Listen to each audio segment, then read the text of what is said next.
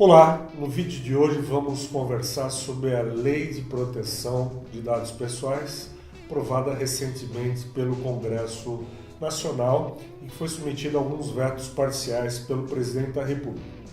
Em vídeo anterior eu abordei de uma forma geral a questão da necessidade de proteção de dados pessoais, que o Brasil não tinha uma lei e na Europa já havia uma lei de proteção de dados pessoais. Então agora nós temos essa lei e eu vou abordar alguns temas relevantes do ponto de vista empresarial, do impacto dessa lei sobre as empresas privadas e também da perspectiva do impacto da lei para o setor público, né?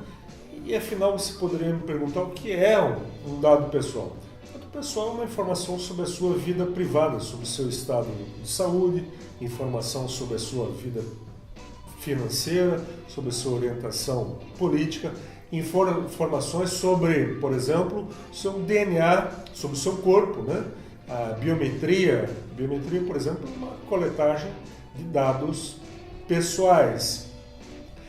Enfim, então essa lei ela busca proteger o titular do dado pessoal, né? Visando ao respeito à sua privacidade. E por que a lei ela foi desenhada no Brasil? Ora, nós tivemos diversos exemplos de incidentes de insegurança, ou seja, ataques por hackers contra bancos de dados pessoais mantidos, ora por empresas privadas, ora pelos governos. Por exemplo, recentemente um ataque por hackers invadiu o sistema de dados de uma das maiores administradoras de informações sobre o cadastro positivo de crédito, né? Essa invasão, né, ao banco de dados foi cometida por um ataque cibernético criminoso.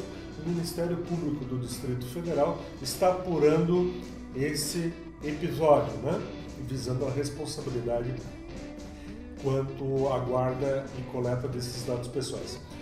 Então, a lei ela é aplicável a diversas empresas do setor privado.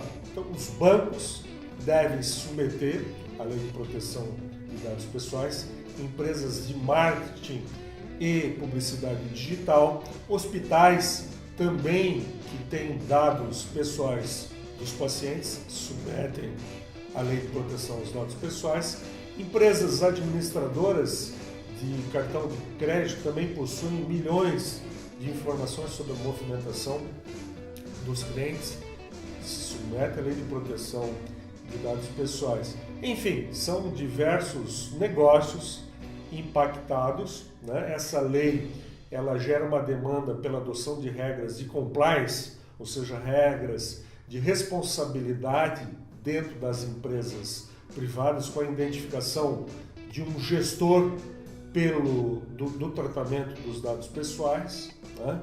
E no campo do setor público, existem regras na lei que delimitam as hipóteses de compartilhamento de dados pessoais entre os órgãos públicos. Por exemplo, regras de compartilhamento entre um órgão como a Receita Federal e o Banco Central. Também existe a delimitação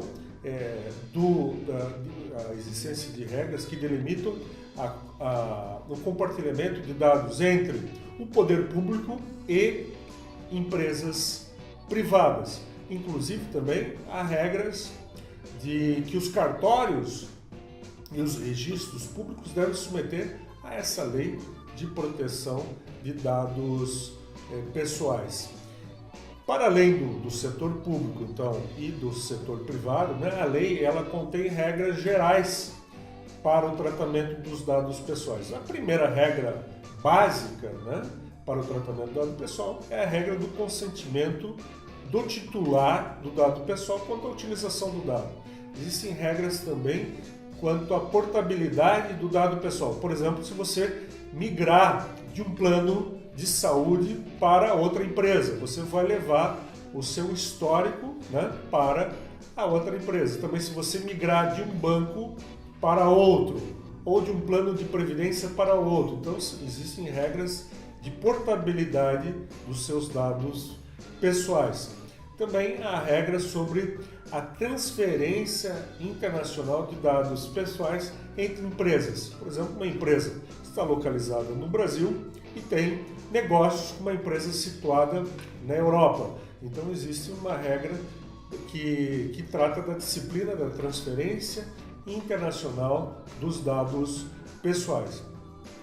Existem também regras que tratam do incidente de segurança, como mencionei anteriormente, o ataque por hackers ao banco de dados pessoais, que a empresa responsável pelo dado pessoal ela deve comunicar imediatamente ao titular do dado pessoal que houve um incidente de segurança. Também a empresa ela deve comunicar os meios de comunicação, dar ampla divulgação do fato acometido e regras para apurar a responsabilidade na hipótese do incidente de segurança e também a regra do ressarcimento pelo ato ilícito cometido contra o titular do dado pessoal. Um outro tema relevante relacionado à Lei de Proteção de Dados Pessoais é a questão da criação da autoridade reguladora e protetora dos dados pessoais. O projeto originário do Congresso Nacional previa a criação de uma agência reguladora, porém, o presidente da República vetou esse dispositivo, sob o argumento de que esse tipo de matéria deveria ter sido tratado por um projeto de lei de iniciativa do presidente da República e não de iniciativa do Congresso Nacional. Então, há uma lacuna hoje no sistema jurídico brasileiro da falta da agência reguladora de proteção de dados pessoais diante do veto do presidente da República. Segundo informações baixadas pela presidência da República, o presidente encaminhar um novo projeto de lei ou até uma medida provisória para resolver esse problema. Mas aí eu destaco a importância da criação dessa autoridade de proteção dos dados pessois, que isso é um modelo europeu que foi uma das inspirações para o legislador brasileiro, modelo europeu.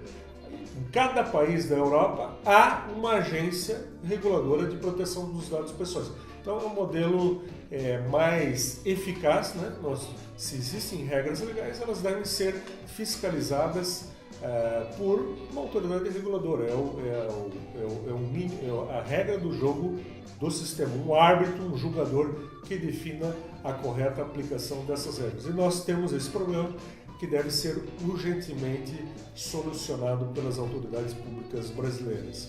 Se você quiser mais informações e conhecimento a respeito desse tema da Lei Geral de Proteção de Dados Pessoais, você pode acessar meu site, meu blog, né? Mais informações sobre isso.